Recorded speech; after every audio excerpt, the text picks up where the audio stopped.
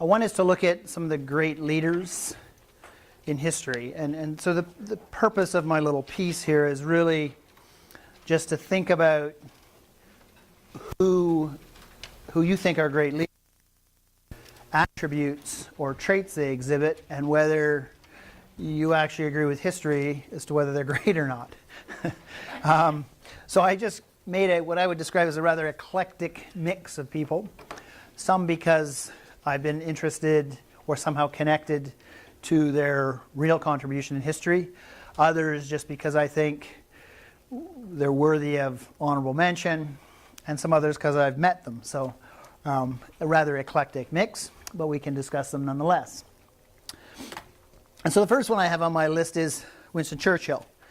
And my connection to Winston Churchill is just that my mother grew up in Britain during the Second World War. My grandmother had friends that lived in the Jersey Islands south of Britain, and that area was occupied by the Germans. And my mother often told me the story of visiting afterwards and to sit in Jersey and you could see Britain, and how horrified my grandmother was to think that Hitler got that close to them. Winston Churchill was a great leader in a crisis situation. I think most people know a little bit about his personality. He certainly probably drank too much and smoked too much and really told you what he thought. But he served Britain well during the crisis. I mean, his sort of famous speeches were around being optimistic and keeping the faith of the people at very difficult times. And if you didn't live during that period, and I didn't live during that period obviously, but know the story from my grandmother, and both of my grandfathers were in the war. They were military people.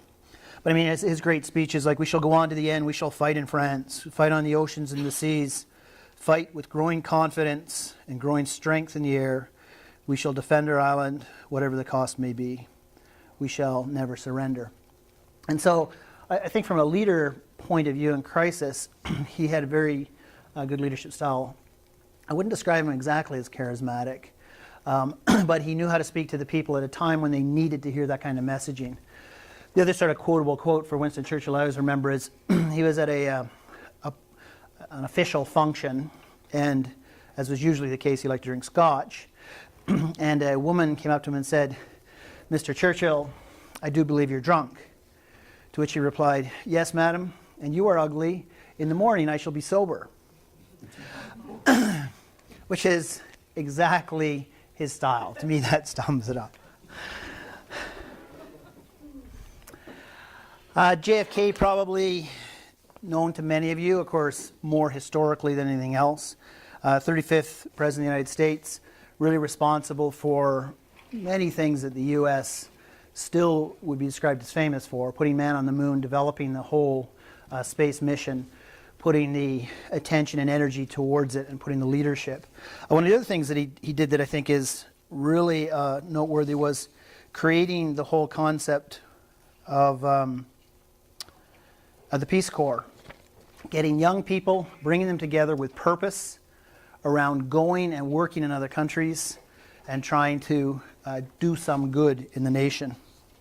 You know, his sort of famous speech, "In the long history of the world, only a few generations have granted the role of defending freedom in its hour of maximum danger." And he said, "I do not shrink from this responsibility, I welcome it." And the most famous quotable quote, "And so, my fellow Americans, ask not what your country can do for you, ask not what your country can do for you, but ask what you can do for your country." And linking to that whole idea of moving forward. Now, of course, I think he is remembered as a great leader in part because he was assassinated. It's nothing like an assassination for people to remember you perhaps more favorably. I think he was also well known as to maybe being not the most faithful person to his wife, and a few other behaviors, maybe not becoming of a great leader. But certainly we remember him in that way, probably for the reason that he never really finished his mandate.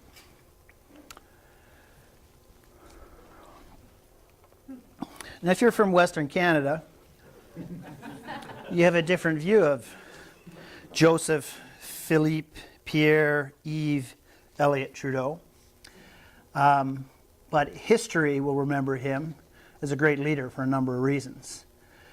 Trudeau was a guy who had a vision for Canada as a nation, not as a union of regions.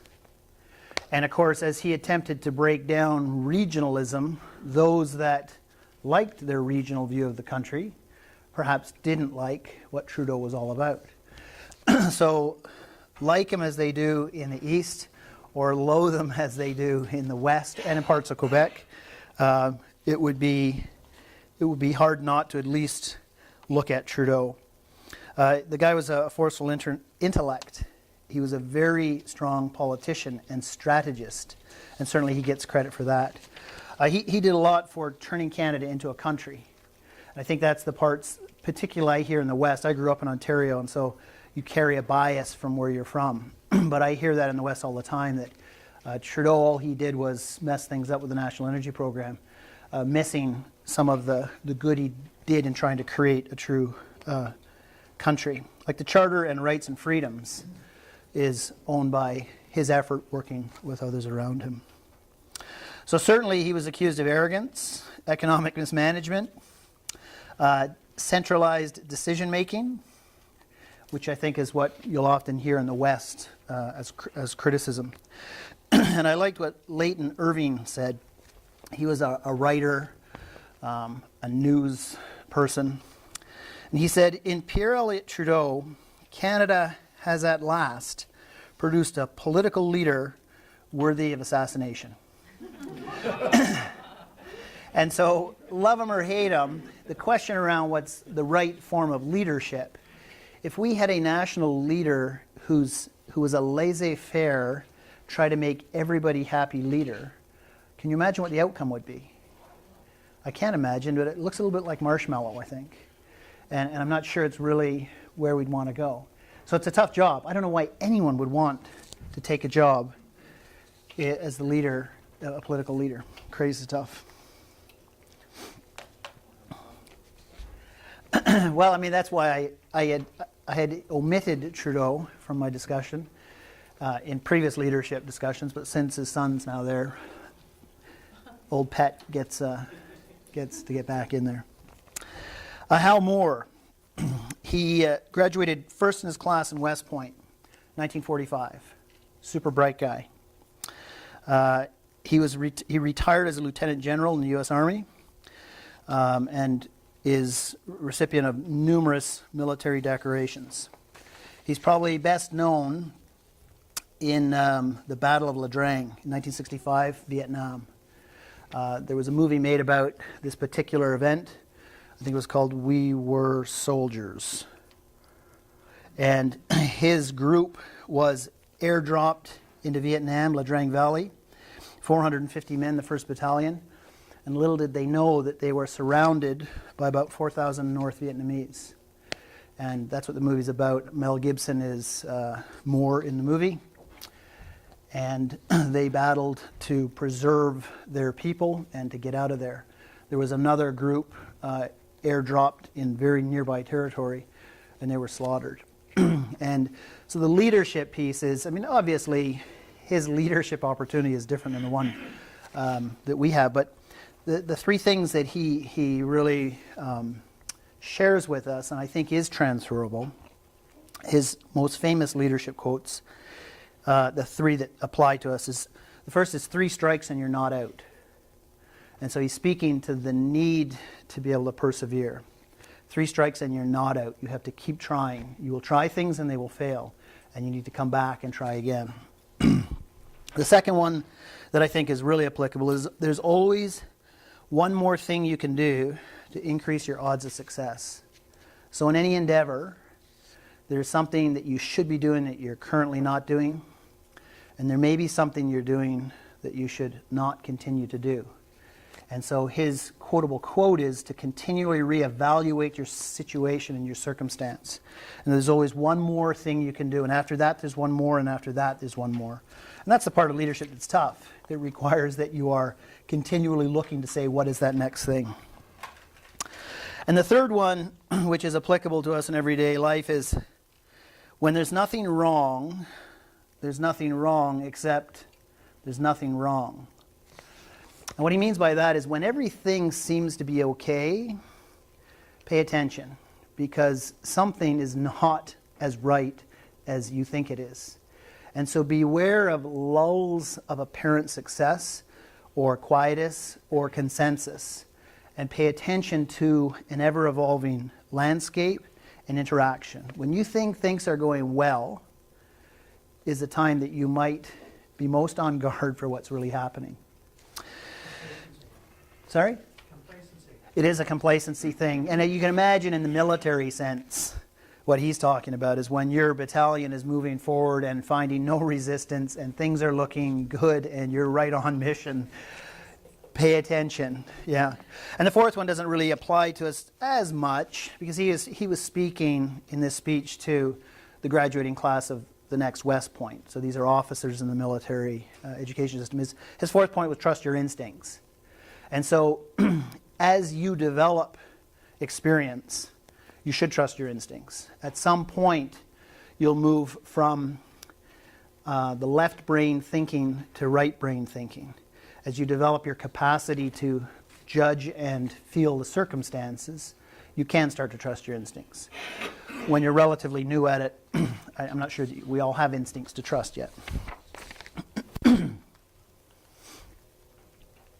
This whole idea of thinking that leadership is about being on top is the wrong way of thinking about it. The first three leaders I've pointed out are all hierarchical leaders.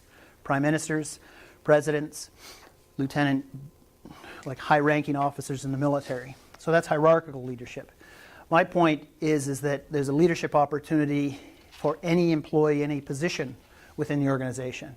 And so we can't think that leadership opportunities are only available to those in hierarchical control. What we have to recognize is a different leadership style is required when you don't have hierarchical control. You can create influence and move an organization a long distance without hierarchical control.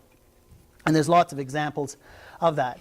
My good friend Desmond Tutu, South African activist, Archbishop of the Anglican Church, was credited with passively driving from the inside of the organization with no hierarchical control, a very big player in getting rid of the apartheid in South Africa, with no power, zero government power, but the capacity to influence people and their thinking. And obviously he didn't do it on his own, but he's credited having a big impact. And a quotable quote from Tutu was, "A leader is someone who serves for the people and not for his own aggrandizement." I said it with my best South African accent. Aggrandizement. And so what he's saying is, he's talking about servant leadership. And we already asked how many of you are interested in servant leadership. That's a tough one. But that's what, obviously, people in his type of position are more able to do.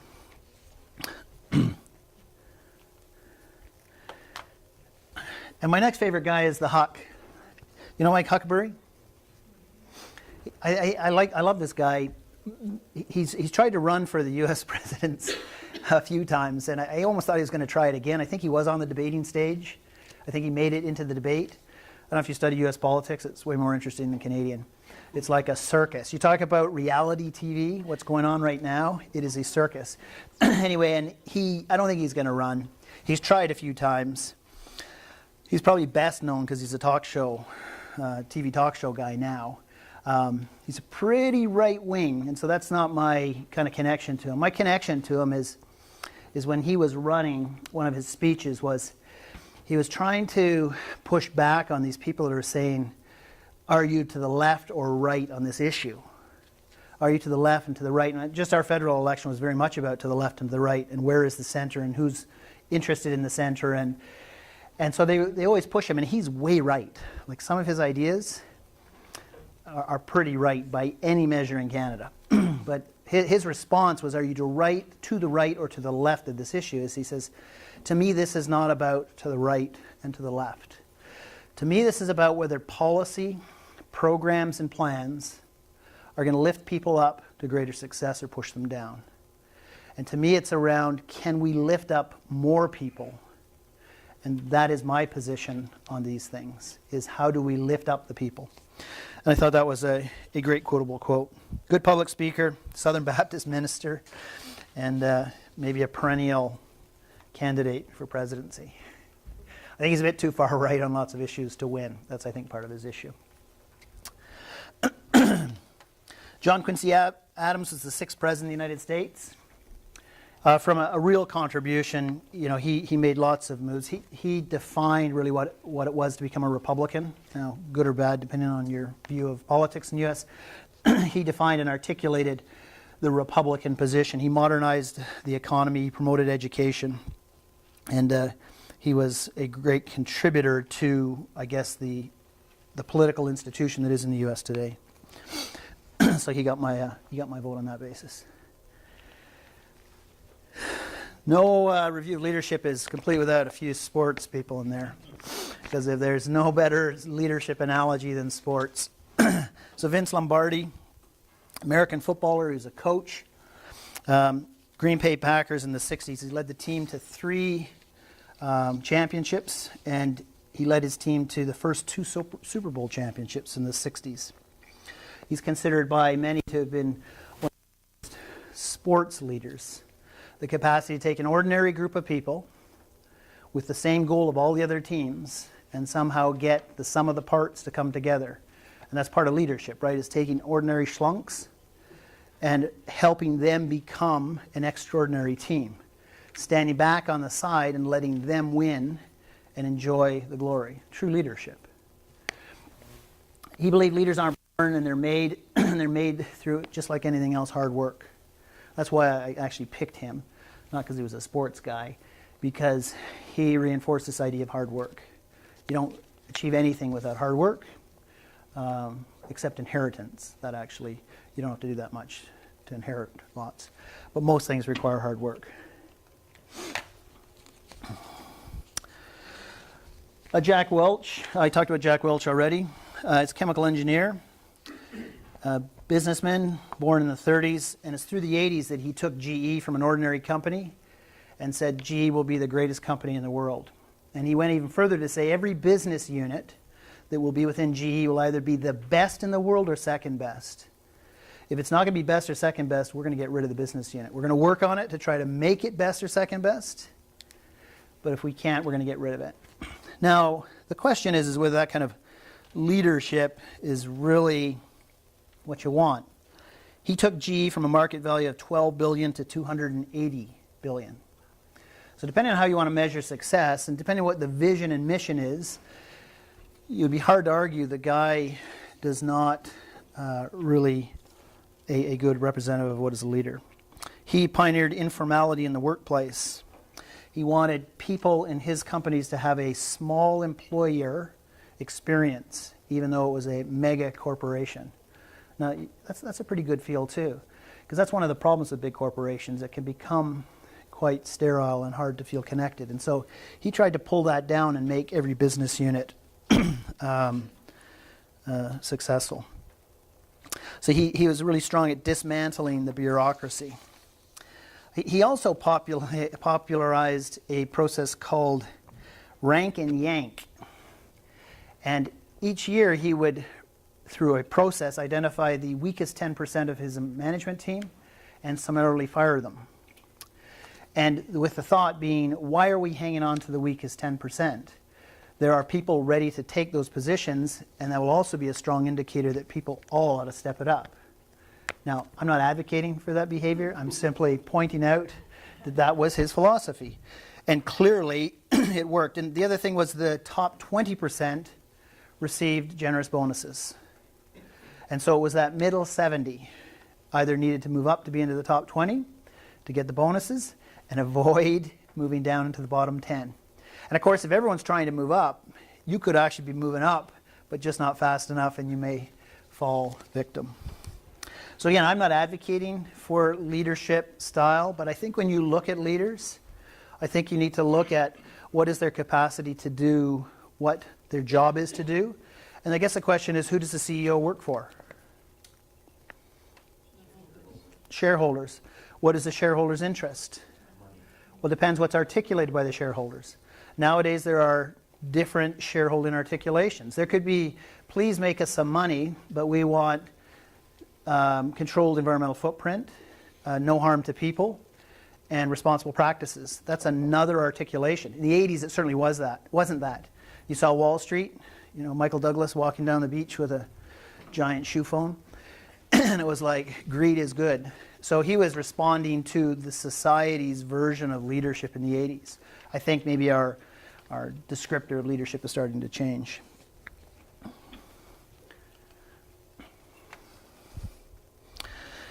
Steve Jobs, he's been hailed as a genius and the greatest CEO in a generation. And again, it's amazing how people will describe you once you're dead. No, I mean, it is true. Like, he is now being hailed as this genius. And technically, for sure, there's no doubt. I don't know if you heard the latest sales report from Apple. They're about to report today. So, of course, they leaked the data the day before. Their sales of iPhones are down 10%, but their profits on the iPhone sales are up 50%. That's the way to run a business. Shrink your volume, boost your margin. That sounds like a business you want to invest in. So certainly he was a guy who was an entrepreneur. He was an ideas guy. He built a team. And he built a team and collapsed it, so they fired him once. Do you know the Steve Jobs story? Yeah, they fired him once. And he tried to wrestle him to the ground, old-fashioned financial wrestling. And then he got back in, and that's really when he became successful. He certainly wasn't a perfect person. He's described as rude, dismissive, hostile, and spiteful. Have you seen the movie? I haven't seen the movie yet.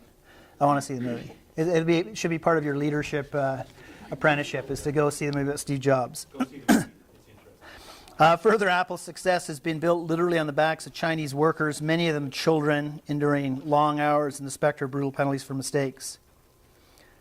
Jobs imposed paranoid rules that centralized control, and he managed the whole messaging of the company. So again, you have to decide on what was the objective of the company. And the other question, I guess, is it's easy in hindsight to look back and say maybe we need to redefine our message as shareholders to CEOs, because you guys are all shareholders, right? If you have any RSPs and it owns a mutual fund, you're in on this. You are part of this. And so until we change our articulation to the CEOs and saying, listen, we want a responsible, ethical profit, and we're willing to take less. Have you said that so far to your salesman? No. You're saying, give me more. Steve Jobs, bring the profit, except he's dead now. Anyway, and so it's important, I think, when you look at it, when you look both at their strengths and what their apparent weaknesses are, and the extent to which we as a society or in your corporations empower that kind of decision making. Because I think we're starting to see changes in this ethical decision making.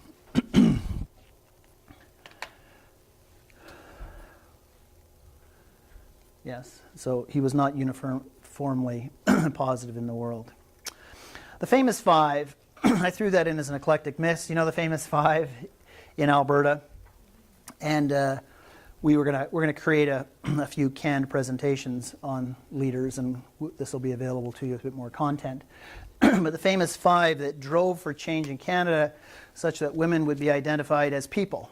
What a crazy concept, eh? Hard for you guys to imagine, particularly women today, sitting here, imagine there was a time where you would not have been defined as a person with no rights. And their question first came, who can sit in the Senate? Can we sit in the Senate? And they said, well, how could you sit in the Senate? You're not even defined as a person. And so they sought to change that, all with various impacts.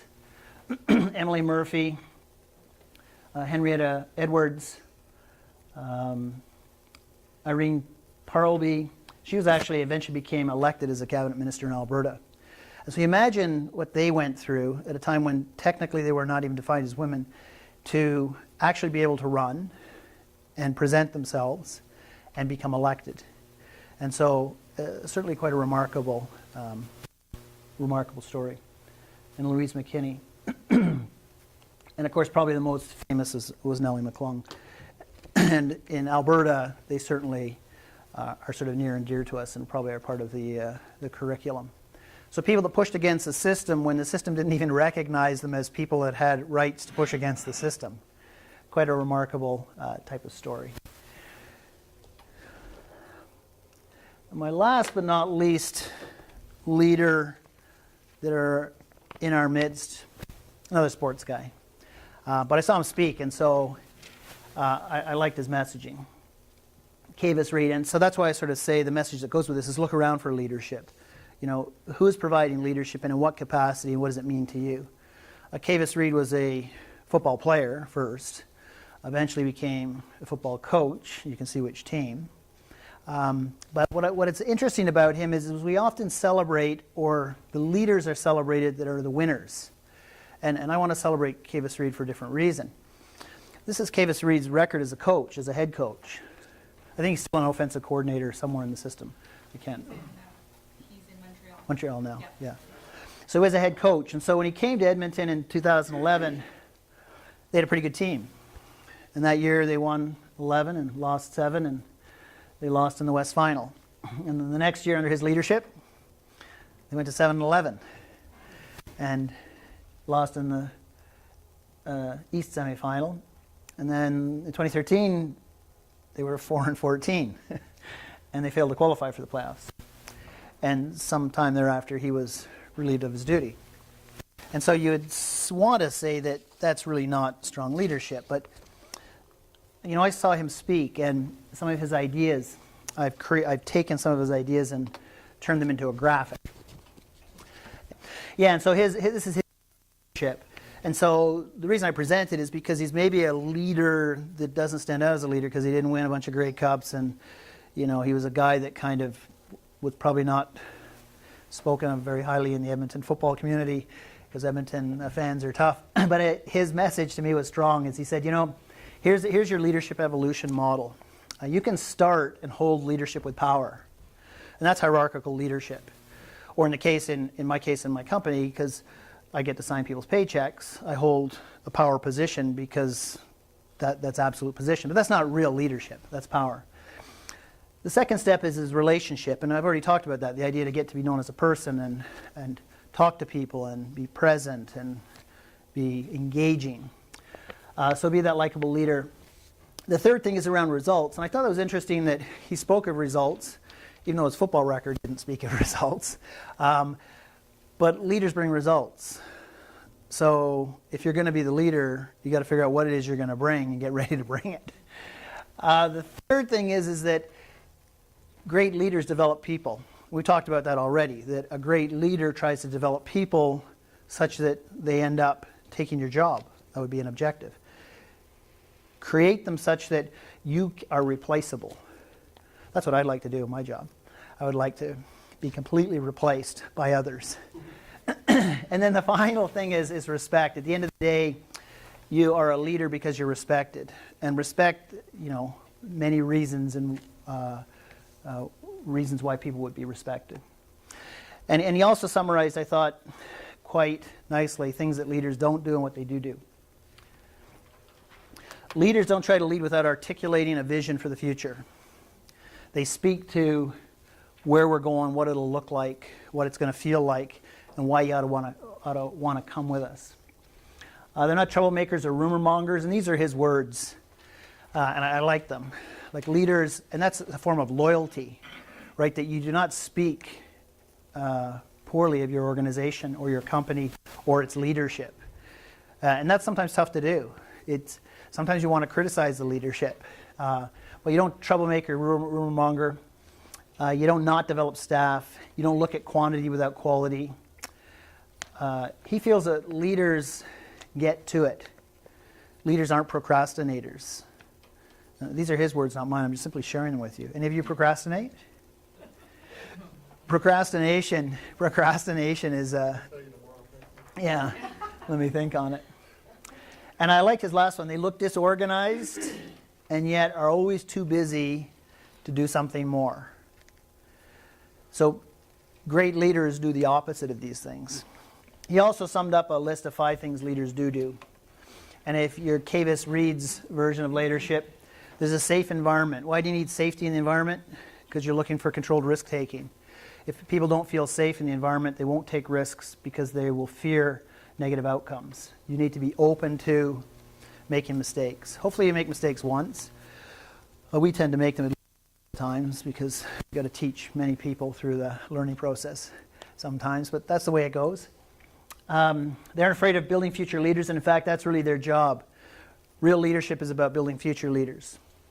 Emotional intelligence, we're going to come back to because this is a theme that keeps reappearing. And so at some point, we need to look internally and say, what is our emotional intelligence quotient?